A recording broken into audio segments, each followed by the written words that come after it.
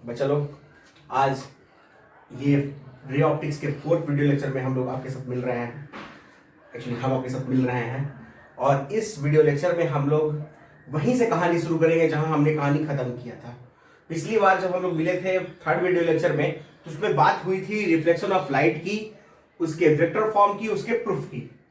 आज अगर कभी ऐसा कुछ क्वेश्चन दिया रहे, जो एग्जाम में कभी क्वेश्चन ऐसा आ सकता है कि रिफ्लेक्टेड रे का इक्वेशन हमको फाइंड आउट करना हो, रिफ्लेक्टेड रे का इक्वेशन फाइंड करना हो, अगर दिया हो इंसिडेंट रे का इक्वेशन और नॉर्मल का इक्वेशन। ये कभी कभी ऐसा भी हो सकता हो कि आपको ये दिया हुआ रहे कि रिफ्लेक्टेड रे दिया है, नॉर्मल दिया है, and we have to find the equation of incident ray. ये कोई जरूरी नहीं कि जो हम बोले वही हो, क्वेश्चन दोनों तरह से दिया जा सकता है, बस हमको उसका कंसेप्ट मालूम होना चाहिए। अगर उस कंसेप्ट को हम क्लियर कर लें तो हम फाइंड आउट कर सकते हैं। ठीक है, तो हम लोग वहीं से शुरू करेंगे जो कि आपके डायग्राम में यहां दिख भी रहा है। ये इंसिडेंट रे है जिसका इक्वेशन माना है हमने ई आई यूनिट वेक्टर, यानी यूनिट वेक्टर किसका माने हैं हम लोग? यूनिट वेक्टर ऑफ इंसिडेंट रे। यूनिट वेक्टर ऑफ इंसिडेंट रे कितना है आपका? ई आई कैप। फिर आपका यूनिट वेक्टर दिया हुआ है किसका? रिफ्लेक्टेड रे का। यूनिट वेक्टर किसका दिया हुआ है? रिफ्लेक्टेड रे का, और ये है E R vector cap. Clear है? अब हमको नॉर्मल का भी एक यूनिट वेक्टर दिया हुआ है, तो यूनिट वेक्टर ऑफ नॉर्मल दिया हुआ है हमारा एन कैप। हम लोग जानते हैं लॉ ऑफ रिफ्लेक्शन से angle of incidence is always equal to the angle of reflection, that's why the angle between E I and N is equal to theta and which is also equal to the N vector and E R cap. और दोनों angle आपस में क्या दिया हुआ है? Theta दिया हुआ है, यानी दोनों एंगल आपस में इक्वल है। और ये किससे? लॉ ऑफ रिफ्लेक्शन से। याद रखिएगा, लॉ ऑफ रिफ्लेक्शन से। अब ध्यान देखना, ये वेक्टर ई आई है जिसका एंगल एन कैप के साथ थीटा है और एन कैप का ई आर के साथ भी थीटा है। चलो इसको आगे बढ़ा दें। अगर मान लो ये ई आर वेक्टर इस तरह से रहता, ई आई तो इधर ही जा रहा था ना हमारा, ये वेक्टर तो इसी अलोंग है। अगर इन दोनों के बीच में एंगल पूछा जाएगा एन और ई आई के बीच में, आप लोग पहले भी पढ़े हो कि जब भी हम दो वेक्टर के बीच का एंगल बनाते हैं तो दोनों को को इनिशियल वेक्टर की तरह पहले लिखते हैं। को इनिशियल वेक्टर कहने का मतलब जो वेक्टर एक ही पॉइंट से स्टार्ट हुआ हो। कहां से स्टार्ट हुआ? एक ही पॉइंट से। देखो एक ही पॉइंट से स्टार्ट कर रहे हैं ना, एक इधर की ओर और एक यहां। अगर ये एंगल थीटा है तो ये कितना हो जाएगा आपका? 180 माइनस थीटा। क्या कोई दिक्कत किसी को? कोई तकलीफ, कष्ट, दुख कुछ भी हो तो बोल दो, नहीं होना चाहिए क्योंकि आप देख रहे हैं ध्यान से। तो अब इन दोनों का यूनिट वेक्टर निकालते हैं, डॉट ई आई कैप और एन कैप। क्या हो जाएगा? ई आई का मैग्नीट्यूड एन कैप का मैग्नीट्यूड इनटू कॉस थीटा। कितना? 180 माइनस थीटा। ये कहां से आया? तो हमने जो वेक्टर का डॉट पर पढ़ा था क्लास 11 के वेक्टर्स में, वहां हमने पढ़ा था ए डॉट बी होता है ए का magnitude multiplied by the B का magnitude multiplied by the cosine of the angle between A and B. तो cos 180 माइनस थीटा क्या होता है? cos 180 माइनस होता है माइनस cos थीटा, यानी ये क्या हो जाएगा? ये देखो यूनिट वेक्टर है, यूनिट वेक्टर का मैग्नीट्यूड कितना होता है? वो 1।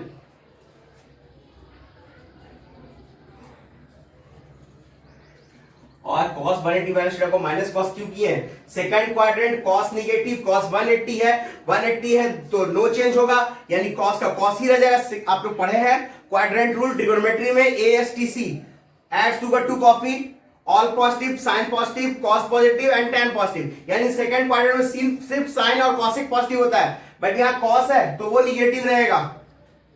तो रिजल्ट क्या आ गया हमारा? Minus cos theta. रिजल्ट क्या आ गया हमारा? Minus cos theta. कोई दिक्कत? ये किसका रिजल्ट आया है?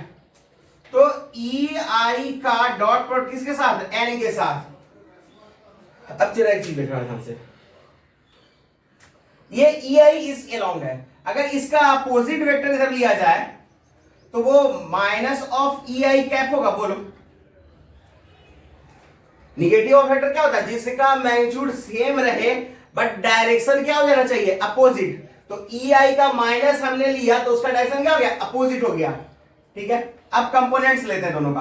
तो ई आर का कंपोनेंट इधर निकालो, क्या हो जाएगा, ई आर का मैग्नीट्यूड इंटू कॉस थीटा, ई आई का कंपोनेंट इस तरफ निकालो, कितना हो जाएगा, ई आई माइनस का मैग्नीट्यूड इंटू कॉस थीटा। देखो ई आई का मैग्नीट्यूड कितना होता है, 1 होता है, अरे यूनिट वेक्टर है, मैग्नीट्यूड तो 1 ही रहेगा ना, यानी कहने का मतलब इसका कंपोनेंट इस एलोंग क्या आ गया, वो कॉस थीटा, इसका भी इसके कंपोनेंट क्या आ गया, कॉस थीटा। क्लियर है कि कोई दिक्कत, कोई दिक्कत नहीं होना चाहिए, क्योंकि आप जानते हैं कि यूनिट वेक्टर का मैग्नीट्यूड कितना होता है, 1 होता है। क्लास 11th में वेक्टर में आपने पढ़ा है इस चीज को। अब मेरा देखो, दो वेक्टर है हमारे पास, देखो जरा ध्यान से, दो वेक्टर है हमारे पास, एक है ई आर कैप और एक है ई आई कैप माइनस में, और ये इन दोनों के बीच का एंगल थीटा है। आप लोगों को पता होगा, वो जब आप पढ़े हैं ऐसा वेक्टर का फॉर्मूला, जब ऐसा पढ़े थे याद होगा कि जब एंगल्स सेम होते हैं, मतलब ये सिमेट्रिक है ना, ये दोनों इसके लॉन्ग, इस नॉर्मल के लॉन्ग ये दोनों सिमेट्रिक है, यानी इस केस में इन दोनों का जो रिजल्टेंट होगा वो इसके एलोंग लाई करेगा, यानी ई आर और ई आई का जो आपका रिजल्टेंट होगा वो किसके एलोंग लाई करेगा, एन कैप के एलोंग लाई करेगा, ई आर और ई आई का मैग्नीट्यूड। तो यानी ई आर माइनस ई आई का मैग्नीट्यूड किसके एलोंग लाई कर रहा है, इसके एलोंग, और जिस उस एलोंग जो रिजल्ट है वैल्यू है वो इसका कंपोनेंट और इसके कंपोनेंट भी इसके एलोंग है।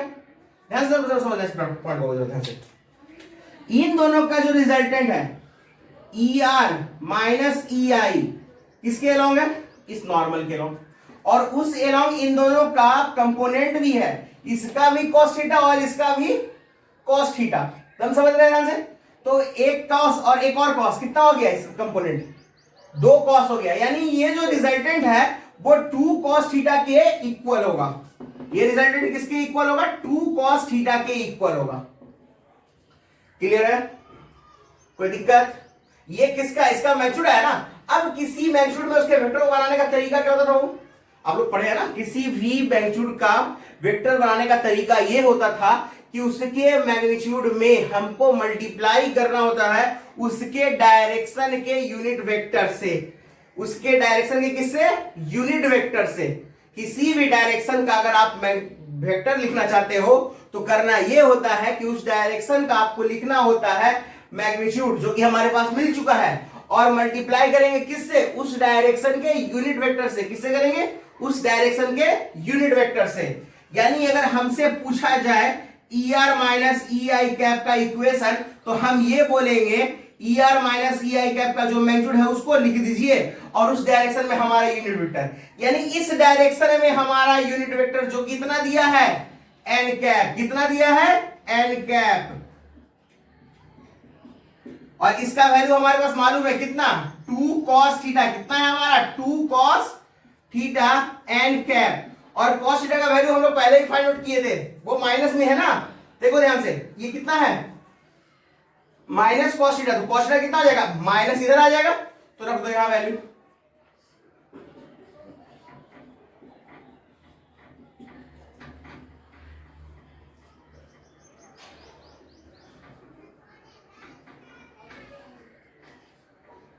ये हमारा हो गया formula.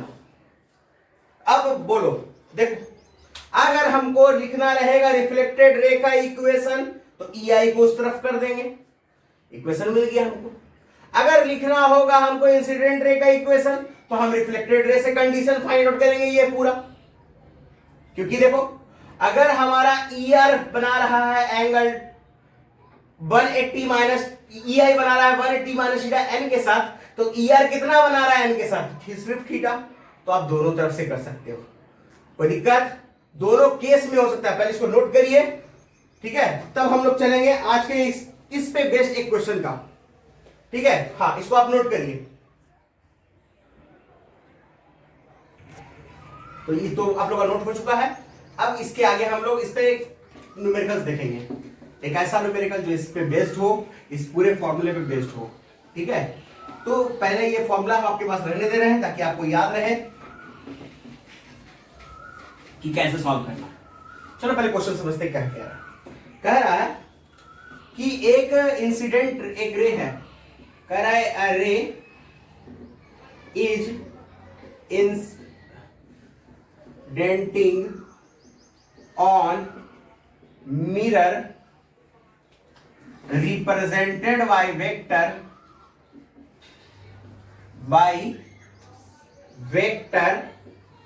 I plus J plus के।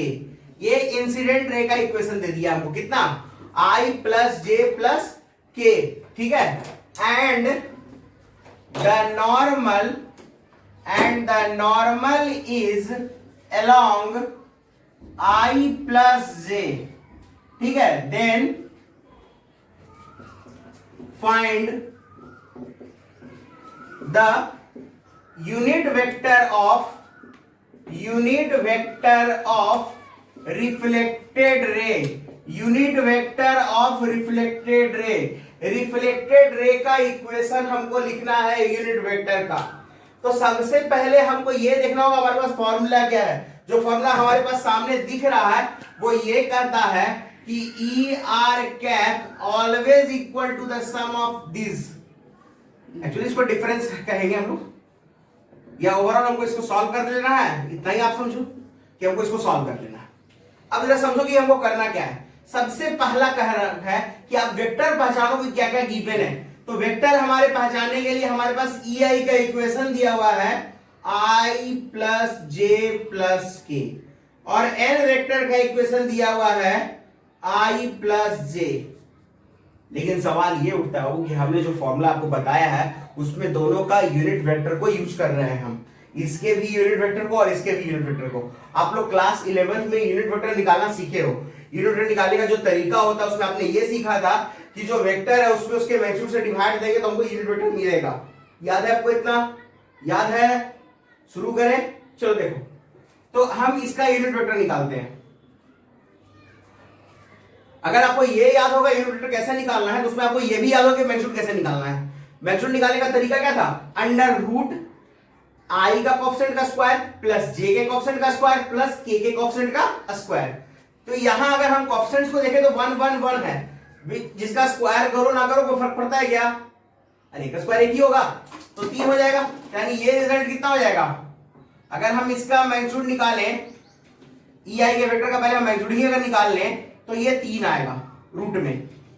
तो इसका जो यूनिट वेक्टर आएगा हमारा वो होगा आई प्लस जे प्लस के डिवाइडेड बाई रूट 3। सेम अगर हम इसका निकालेंगे एन कैप, इसका मैग्नीट्यूड देखिए आप 2 आएगा, रूट 2 आएगा, एक और एक 2 रूट में। तो इसका मैग्नीट्यूड कितना आएगा? I plus J divided by root 2। अब जो हमसे क्वेश्चन पूछा है उस क्वेश्चन में हम लोग ई आर निकालने कहा था, हम उसके फॉर्मूले पे सेट कर देते हैं इसको। तो ई आर का जो फॉर्मूला है वो हो जाएगा ई आई का वैल्यू कितना? आई प्लस जे प्लस के डिवाइडेड बाई रूट 3। ये ई आई का इक्वेशन लिख दिया हमने। फिर माइनस है, माइनस दे दिया, फिर 2 है, 2 रख देते हैं। फिर उसके बाद हमसे ई आई और एन कैप का डॉट प्रोडक्ट कहा था, तो पहले इसको लिखते हैं हम लोग, आई प्लस जे प्लस के डिवाइडेड बाई रूट 3। इसका डॉट प्रोडक्ट करना है किसके साथ? आई प्लस जे के साथ, डिवाइडेड बाई क्या हो जाएगा? रूट 2। फिर मल्टीप्लाई में एन कैप फिर लिखेंगे हम लोग, यानी आई प्लस जे फिर डिवाइड बाई रूट 2। अब अगर यहां तुम ध्यान से देखोगे तो रूट 2 और रूट 2 मल्टीप्लाई करके 2 होता है, रूट 2 और रूट 2 मल्टीप्लाई करके 2 होता है। तो क्या इस रूट 2 और इस रूट 2 को 2 के साथ हटा दिया जाए? बहुत आसान है, रूट 2 और रूट 2 होगा तो 2 से 2 कट गया। अब हमको करना क्या है? देखो, करना यह है कि इसका डॉट प्रोडक्ट ले लेते हैं। तो डॉट प्रोडक्ट लेने का तरीका क्या था?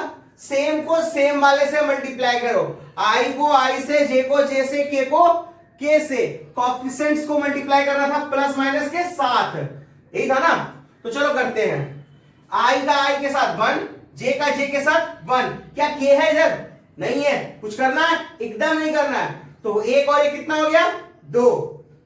एक और एक कितना? 2। तो रिजल्ट आ गया हमारा आई प्लस जे प्लस के बटा रूट 3 माइनस 2 गुना आई प्लस जे बटा रूटीन।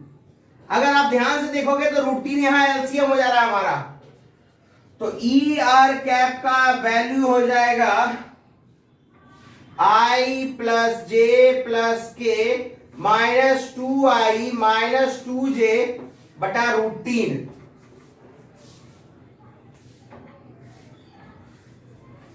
तो वैल्यू आ जाएगा हमारा माइनस आई माइनस जे माइनस प्लस के डिवाइडेड बाई √3।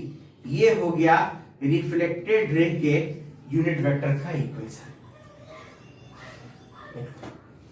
कोई दिक्कत? पूरा एक बार देखो, ठीक है। जहां अगर दिक्कत लगे किसी को, कमेंट बॉक्स खुला हुआ है, आराम से पूछ सकते हो। किसी भी क्वेश्चन को बना रहे हो और तुमको अगर लगता है कि हमको ये पूछना है, कमेंट बॉक्स में किसी भी बुक से क्वेश्चन दो, कोई तकलीफ नहीं है, ठीक है। ठीक है, तो यहां तो आप लोग का नोट हो चुका है, आप लोग देख चुके हैं इसको। जहां कोई तकलीफ हो पूछिएगा जरूर, पढ़ने के साथ साथ पूछना जरूरी है, पूछने पे ही तो तकलीफ पता चलता है।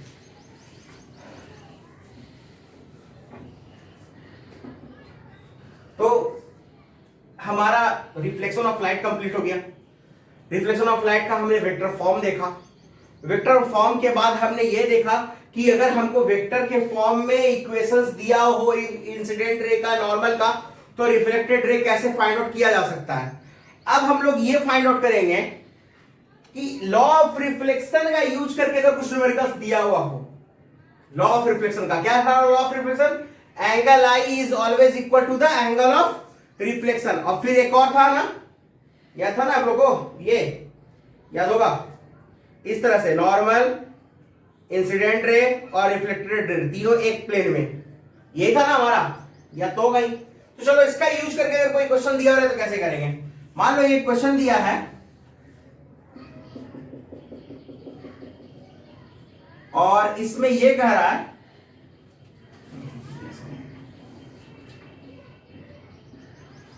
मान लो ये मिरर है, ठीक है, और मिरर में कह रहा है कि ये 40 डिग्री, ये आपका थीटा दिया हुआ है,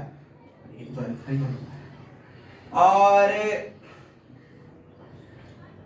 एक रे है जो रिफ्लेक्शन के बाद इससे वर्टिकल हो गया है, और वो रे 10 डिग्री पर इंसिडेंस कर रहा है।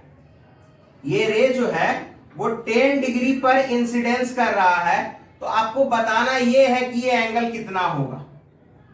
तो क्वेश्चन समझ में आ रहा है कि रे जो है वो रिफ्लेक्शन के बाद वर्टिकल हो जा रहा है। रे रिफ्लेक्शन के बाद क्या हो जा रहा है? वर्टिकल हो जा रहा है, ठीक है। और रे जो है इंसिडेंस किया कितने डिग्री पर? 10 डिग्री पर। Then you have to find the value of theta. तो इस क्वेश्चन को जरा समझते हैं। सबसे पहले ये देखो कि ये पूरा तो 90 डिग्री हो गया और ये भी पूरा 90 डिग्री हो गई, तो हमको सबसे पहले समझ में आ रहा है। दूसरा एक चीज समझ में आता है कि angle of incidence is always equal to the angle of reflection. ये दो चीज हम समझ रहे हैं यहां पर।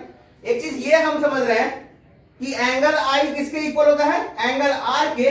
और दूसरा एक चीज हम समझ रहे हैं कि आपका इंसिडेंस रे जो है वो 10 डिग्री पर है, ठीक है। चलो, तो यहां पर एक नॉर्मल बनाओ। किस पे नॉर्मल? ये नॉर्मल नहीं है आपका, पहले समझ लो। नॉर्मल हमेशा मिरर पर होता है। नॉर्मल किस पे होता है? मिरर पर। ये नॉर्मल नहीं है, चलो इस पे मिरर पे एक नॉर्मल बनाओ। चलो मिरर पे नॉर्मल बनाते हैं। ये नॉर्मल हो गया मिरर पे, ठीक है। फिर हमसे ये कह रहा है कि ये एंगल 10 डिग्री है, तो ये पूरा एंगल कितना होगा? तो ये पूरा एंगल होगा हमारा 80 डिग्री। ये एंगल कितना होगा हमारा? 80 डिग्री। और हम ये जानते हैं कि angle of incidence is always equal to the angle of reflection. मतलब ये एंगल और ये एंगल इक्वल है, तो 80 को 2 इक्वल भाग में बांट दो इक्वल भाग में। ये 40 तो ये भी 40, ये 40। अब जरा ध्यान से देखना, ये भी 90 है ना बहू, ये भी 90 है ना। ये नॉर्मल है किस पर? मिरर पर। और ये पूरा यहां से यहां तक 40 है, तो ये 40 है, तो ये एंगल कितना रहा होगा? 90 से 40 डालो 50। तो जब ये 50 रहा होगा तो ये कितना हो जाएगा? 40, यानी थीटा कितना डिग्री होगा 40 डिग्री, यानी ये एंगल 40 डिग्री है तो 10 डिग्री पर आने वाला इंसिडेंस रे आफ्टर रिफ्लेक्शन क्या बन जाएगा, वर्टिकल। समझ में आया क्वेश्चन? ये किस कंसेप्ट को यूज किया, सिर्फ वही कंसेप्ट यूज हुआ है कि angle of incidence is always equal to the angle of reflection, यानी हम उस कंसेप्ट को यूज किए थे। यहां तक आप लोग का नोट हो चुका, इसको समझ गए? चलिए अगले क्वेश्चन को देखते हैं।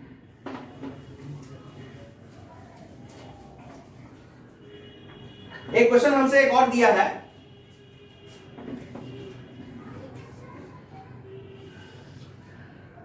इसको तो आप अच्छे से पहचानते होंगे। ये कोनिक सेक्शन का एक इक्वेशन है पाराबोला का। तो ये जो इस बार हमको रिफ्लेक्टिंग सरफेस दिया वो पाराबोलिक है, और इस पाराबोला का इक्वेशन होता है y इक्वल्स एक्स स्क्वायर। पढ़े हम लोग, y इक्वल्स क्या होता है, एक्स स्क्वायर। और हमसे ये कह रहा है कि एक रे आ रहा है इस पर, एक रे आ रहा है इस पर इस तरह से,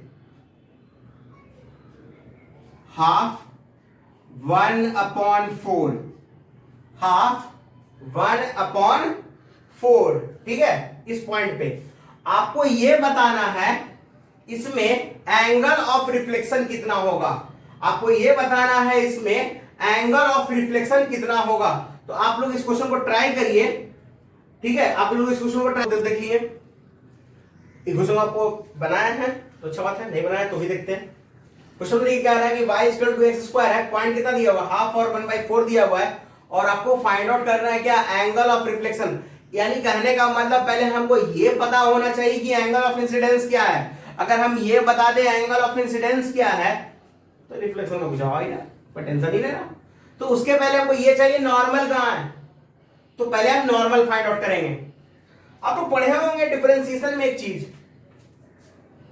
कैलकुलस में, slope of tangent, slope of tangent, tangent का स्लोप पढ़े हैं dy/dx, जो यहां साफ दिख रहा है हमारा 2x है। क्या बताना पड़ेगा या समझदार है आप लोग, एक्स स्क्वायर का डिफरेंशिएशन 2x होता है ना। और एक चीज और पढ़े थे आप लोग, नॉर्मल जो होता है वो परपेंडिकुलर होता है टेंजेंट पर। नॉर्मल किस पर परपेंडिकुलर होता है, टेंजेंट पर। क्लियर है, नॉर्मल किस पर परपेंडिकुलर, टेंजेंट पे। तो अब करना क्या है वो समझो। करना यहां ये है कि हमको नॉर्मल का स्लोप फाइंड आउट कर ले, उसका इक्वेशन फाइंड आउट कर ले। तो नॉर्मल परपेंडिकुलर है टेंजेंट पे, इसका मतलब स्लोप जो आपका नॉर्मल का होगा, तो नॉर्मल के लिए mn कर लेते हैं। स्लोप किसका, नॉर्मल का, multiplied by the slope of tangent equals to -1 होना चाहिए। क्लियर है, slope of normal multiplied by the slope of tangent is equal to क्या होगा, -1, ठीक है। तो slope of normal into 2x equals -1, तो mn कितना हो जाएगा, -1/2x, यानी -1/2x। x का वैल्यू कितना दिया हुआ है, हाफ, x का वैल्यू कितना दिया हुआ है, हाफ, कैंसिल हो गया, यानी ये -1 आ गया। अब बताओ स्लोप -1 होता है, इसका मतलब tan थीटा का वैल्यू -1।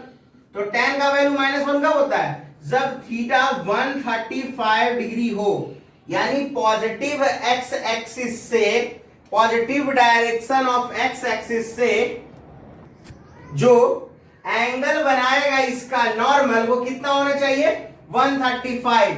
तो चलो यहां से एक नॉर्मल बनाते हैं।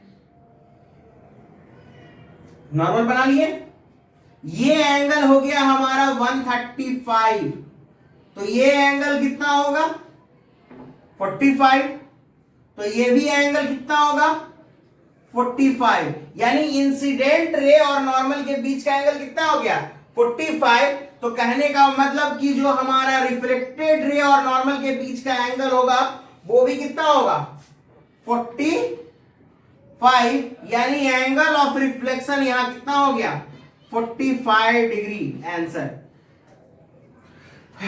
इस क्वेश्चन को समझ लो, क्या करना था हमको फाइंड आउट करना था एंगल ऑफ रिफ्लेक्शन, जबकि क्या दिया था कि एक रे आ रही थी जो एक मिरर सरफेस पे, रिफ्लेक्टिंग सरफेस पे, क्या दिया होगा, y equal to x square. याद होगा हमने यहाँ पे इसके लिए भी आपको एक बताया था कि सरफेस कैसा भी हो बाबू, सरफेस कैसा भी हो, अगर स्मूथ है तो ये फॉलो करेगा angle I is equal to the angle are.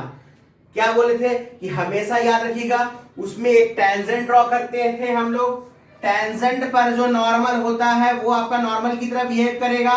तो वही कंसेप्ट हम यहां यूज किए कि टेंजेंट पर जो नॉर्मल होगा वही इसका नॉर्मल होगा। तो पहले हम टेंजेंट का स्लोप निकाले जो कितना आया 2x, ठीक है। फिर हम जानते हैं कि नॉर्मल हमेशा परपेंडिकुलर होता है टेंजेंट पे, और जो दो लाइन एक दूसरे पे परपेंडिकुलर होता है उन दोनों का स्लोप मल्टीप्लाई करते तो कितना आता है -1। उन दोनों का स्लोप मल्टीप्लाई करते तो क्या आता है -1। ये मैथ्स में क्लास 11 में आपने पढ़ा है स्ट्रेट लाइन में, ये पढ़ा हुआ है आप लोग को। तो slope of normal multiplied by the dy upon dx equals to -1। तो स्लोप ऑफ नॉर्मल कितना हो गया -1 अपॉन 2x। पॉइंट कितना दिया होगा हाफ और 1/4, यानी x का वैल्यू कितना रखना है हाफ रखना है। x का वैल्यू कितना रखना है हाफ, 2 से 2 कट गया, कितना बच गया -1। तो स्लोप हम लोग पढ़े हैं कि ये फॉर्मूला होता है tan थीटा, जहां थीटा क्या है तो उस लाइन का पॉजिटिव x डायरेक्शन की तरफ से एंगल, याद रखेंगे ना, पॉजिटिव x डायरेक्शन की तरफ से एंगल जो लाइन के साथ बनाता है उसे क्या कहते हैं, उसे हम लोग स्लोप कहते हैं। सॉरी फॉर द इंटरप्शन, वो इंटरप्ट हो गया था कुछ। अब देखिए हम क्या बोल रहे थे आपको कि यहां जो हमारा स्लोप है वो कितना है 135 डिग्री है, ठीक है। चलो तो स्लोप यहां 135 डिग्री है, क्यों 135 डिग्री है, तो ये पूरे रिजल्ट के साथ। अब जरा समझो ध्यान से, अगर ये 135 है तो ये 45 हो जाएगा, और वो दोनों लाइन एक दूसरे के पैरेलल है तो alternate angles are equal, alternate angle equal होता है ना। तो ये 45 तो ये भी 45, तो ये 45 है, इसका मतलब क्या हो गया कि एंगल ऑफ इंसिडेंस 45 है। तो एंगल ऑफ रिफ्लेक्शन कितना होगा बच्चा 45 डिग्री। एंगल ऑफ रिफ्लेक्शन क्या होगा 45 डिग्री, ये याद रखिएगा। तो ये अभी हम लोग सिर्फ ये समझे हैं कि रिफ्लेक्शन ऑफ लाइट का यूज क्या है, लॉ ऑफ रिफ्लेक्शन का बेस्ड अगर वो फॉर्मूला हो तो कैसे करेंगे। हमारे पास अगर रिफ्लेक्टेड रे का इक्वेशन लिखना रहे इंसिडेंट रे के गिवन इक्वेशन के साथ तो कैसे करेंगे। अगर हमसे ये पूछेगा कि मान लो नॉर्मल का इक्वेशन दिया हुआ है और हमको सिर्फ बताना है कि वो जो डायरेक्शन में कैसे चेंज आएगा, तो उसका हम लोग देखे थे ना, याद होगा हम लोग बोले थे कि रिफ्लेक्टिंग सरफेस का कंपोनेंट हमेशा सेम रह जाता है लेकिन नॉर्मल का कंपोनेंट अपोजिट साइड हो जाता है। जिसमें ये भी पढ़े थे कि अगर तीन म्यूचुअली परपेंडिकुलर अगर हम मिरर रख दें तो उसके बाद जो हमारा रिफ्लेक्टेड रे होगा वो अपोजिट डायरेक्शन बन जाता है इंसिडेंट वाले के साथ। यानी कहने का मतलब वो एक दूसरे के पैरेलल तो होगा लेकिन अपोजिट डायरेक्शन में होगा। ये हम लोग वहां फाइंड आउट किए थे, और ये क्वेश्चन आपका लगता है मेरे ख्याल से किसी अच्छे बुक का ही है, भगवान जाने किस बुक का है, लेकिन अच्छे बुक का ही होगा। तो ये हमारा आज का मतलब यहां तक का टॉपिक क्लियर हो गया है। अब आगे इसकी चलते हैं।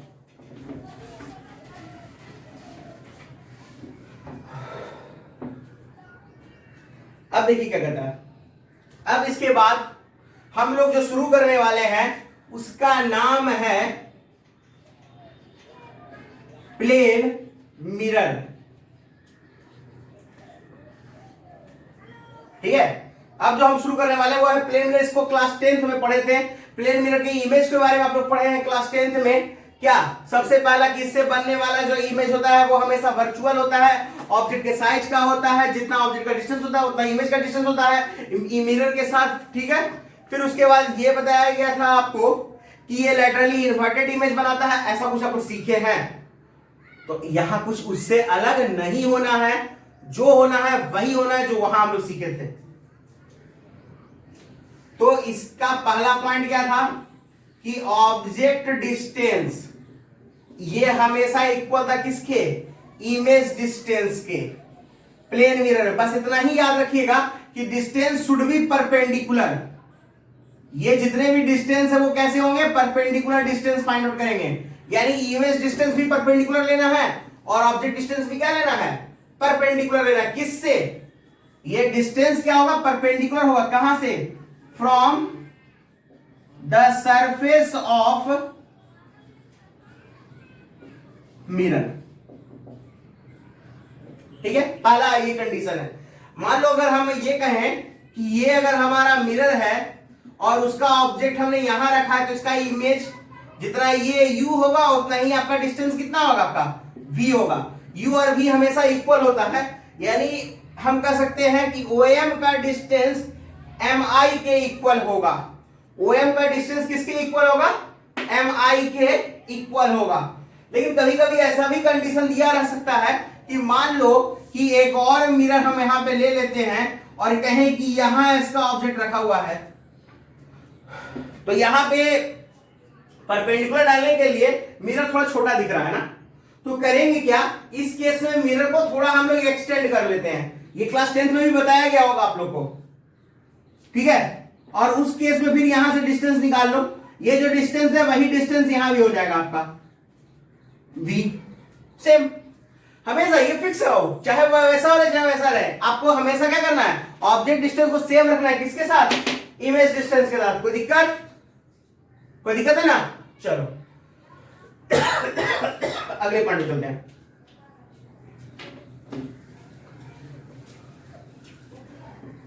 ये पॉइंट याद रखना हमेशा, ये पॉइंट लोगों को बहुत वर्क करेगा। बोलो तो इस पे क्वेश्चन भी दे सकते हैं हम, लेकिन अभी फिलहाल पॉइंट लिखवा देते हैं, फिर क्वेश्चन देंगे।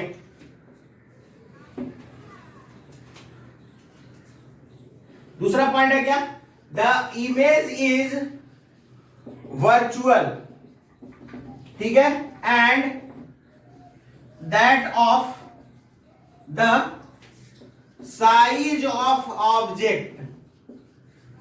इमेज जो है वो वर्चुअल भी होगा और उसका साइज ऑब्जेक्ट की साइज की क्या होगा, इक्वल होगा। यानी कहने का मतलब कि अगर मान लो ये मिरर रखा हुआ है और उसके सामने अगर हम एक ऑब्जेक्ट रख दें, तो ये हाइट और इसके ऑब्जेक्ट इमेज की हाइट आपस में क्या होनी चाहिए, सेम होनी चाहिए।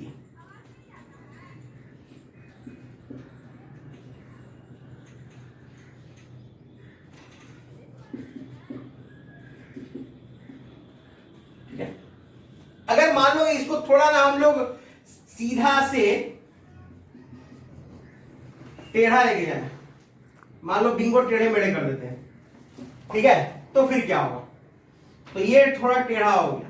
क्या इस केस में हाइट सेम रहेगा या नहीं, साइज सेम रहेगा। देखो सबसे पहला काम ये है कि हम लोग ऑब्जेक्ट डिस्टेंस और इमेज डिस्टेंस को सेम करें। तो ऑब्जेक्ट के हमारे पास दो एक्सट्रीमिटीज हैं, एक ए और एक बी। जो ए की डिस्टेंस होगी यहां से, वही आपकी इधर से ए डैश की डिस्टेंस होगी, ठीक है।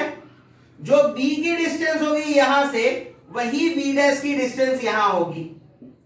तो ये इमेज है। आप अगर ध्यान से देखोगे तो आपको ये समझ में आ जाएगा कि इसकी हाइट और इसकी हाइट सेम होगी। अगर हम डिस्टेंसेस सेम ले, यहां तो थोड़ा सा डिस्टेंस हमारा गलत हो गया है, जो आपको दिख रहा होगा यहां स्क्रीन पर।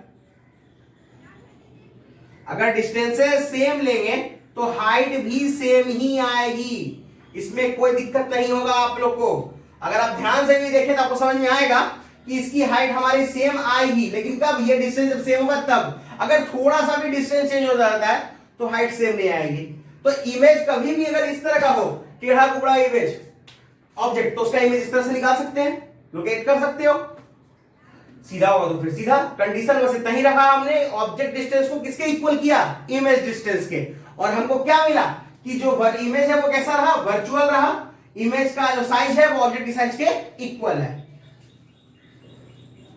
अभी हम रिफ्लेक्शन की बात नहीं कर रहे हैं, इससे मिरर से रिफ्लेक्शन की बात करेंगे, लेकिन थोड़ा रुक कर कैसे इमेज बनता है उसको भी देखेंगे हम लोग।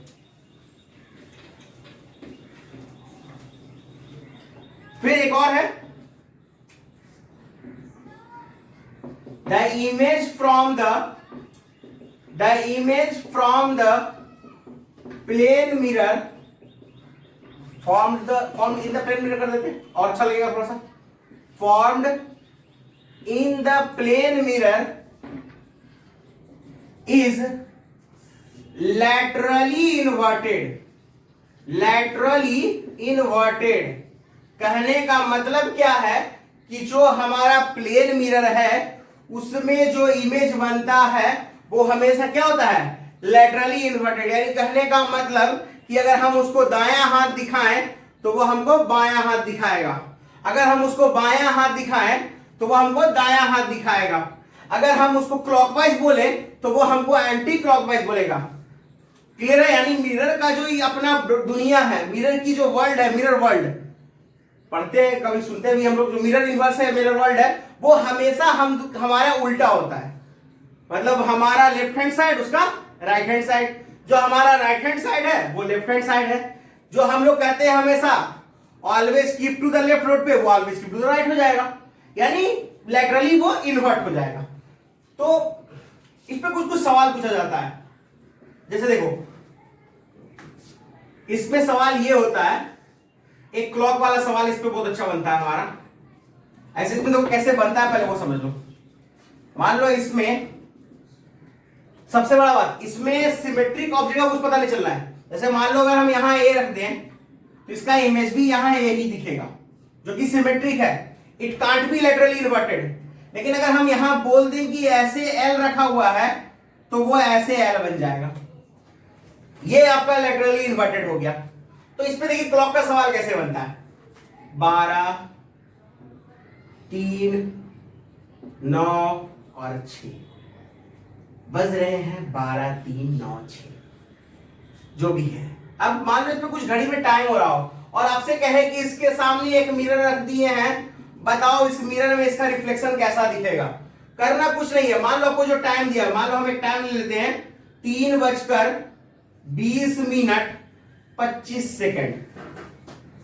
कितना? 3:20 और हमसे ये क्वेश्चन पूछेगा कि इन्वर्ट होगा कितना होगा। हम लोग सब एक चीज जानते हैं कि 12 घंटे के बाद वो टाइम रिपीट करता है। 12 घंटे के बाद टाइम रिपीट करता है, तो बस इसको रिपीट करवा दो। तो 12 घंटा मतलब कितना हो गया? 11 घंटा 59 मिनट 60 सेकंड। इसमें इसको माइनस कर लो, अपने आप आपका वो आंसर आ जाएगा।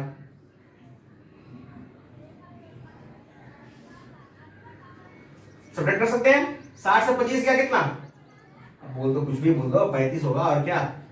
अब बुतरू वाला चीज नहीं बोलता है तुम लोग।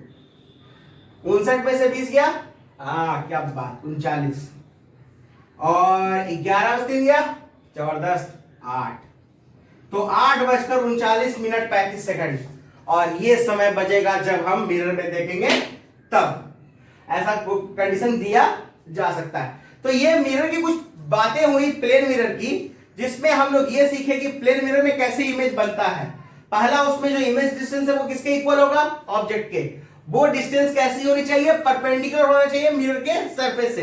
दूसरा क्या सीखा हमने कि size of image is always equal to the size of object, जिसमें हमने दो तरह का देखा। एक जब ऑब्जेक्ट एकदम सीधा था, जब एक ऑब्जेक्ट टिल्ट कर गया था। फिर क्या देखा हमने कि जो इमेज फॉर्म होता है प्लेन मिरर में वो क्या होता है? लैटरली इन्वर्टेड होता है। लैटरली इन्वर्टेड का एक एग्जांपल हमने क्लॉक का देखा। क्लॉक वाले में क्या है, हमको कंडीशन याद रखना है कि अगर हमसे पूछे मिरर का टाइम तो हम करेंगे क्या? 11 घंटा 59 मिनट 60 सेकंड से उसको घटा देंगे।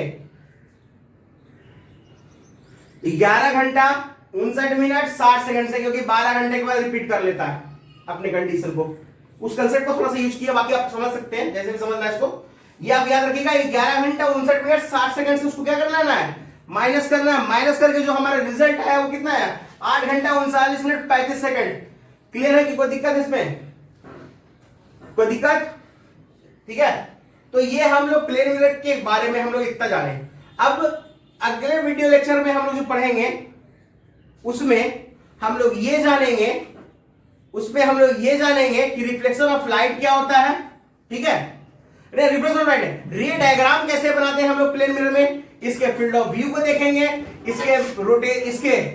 इसके रोटेशन को देखेंगे, मिरर के रोटेशन का क्या फर्क पड़ता है, मिरर में डेविएशन क्या होता है, अगर मिरर काफी एंगल पे हो तो वहां डेविएशन क्या होगा, और उनसे रिलेटेड क्वेश्चंस को देखेंगे। तब तक के लिए शुभ रात्रि, सब खैर।